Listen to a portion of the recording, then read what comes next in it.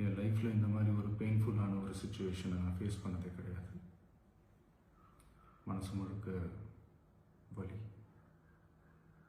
வலி மட்டும்தான். இந்த சுற்றுப்பயணத்தில் என்னென்ன மக்கள் பார்க்க வராங்க, அதுக்கு ஒரே ஒரு காரணம் தான், அவங்க என் மேலே வச்சிருக்கிற அன்பும் பாசம். அந்த அன்புக்கும் பாசத்துக்கும் நான் எப்பவும் கடமைப்பட்டிருக்கிறேன்.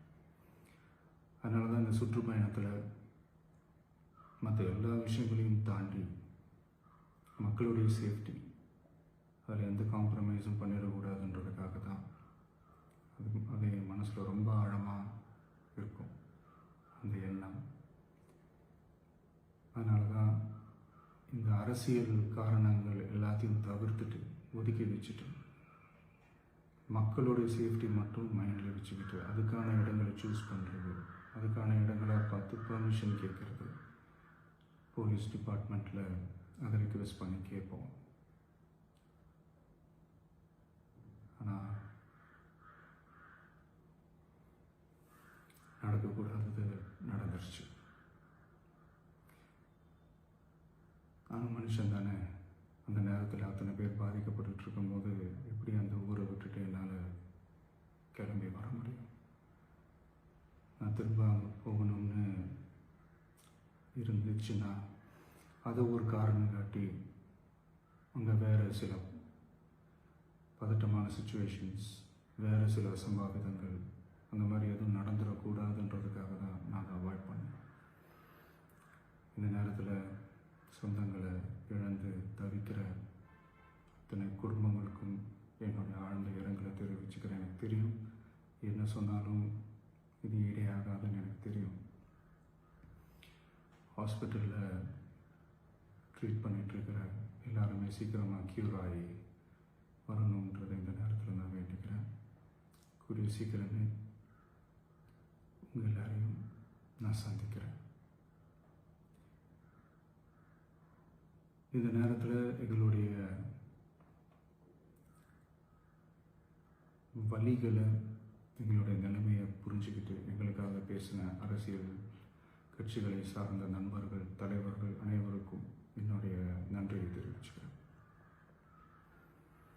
கிட்டத்தட்ட ஒரு 5 மாவட்டத்துக்கு பிரச்சாரத்துக்கு போனோம்.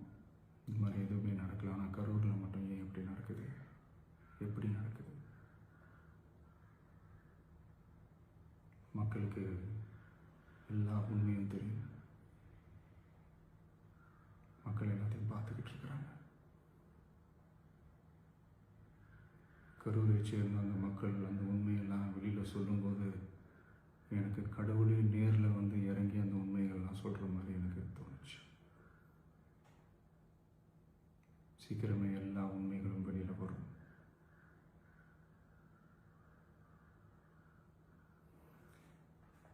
எங்களுக்கு தரப்பட்ட இடத்துல நாங்கள் போய் அந்த அந்த ஸ்பாட்டில் நின்று நாங்கள் பேசிட்டு வந்தோம். அதை தாண்டி எந்த தவறும் எங்கள் சைடில் நாங்கள் எதுவுமே செய்யலை. பட் இருந்தாலும் எங்கள் கட்சியை சேர்ந்த நிர்வாகிகள், தோழர்கள் மேலே எஃப்ஐஆர், அது மட்டும் இல்லை சோஷியல் மீடியாவை சேர்ந்த நண்பர்கள், தோழர்கள் அவங்க மேலே எஃப்ஐஆர்லாம் போட்டு இப்போ பிடிச்சிட்டு இருக்கிறாங்க.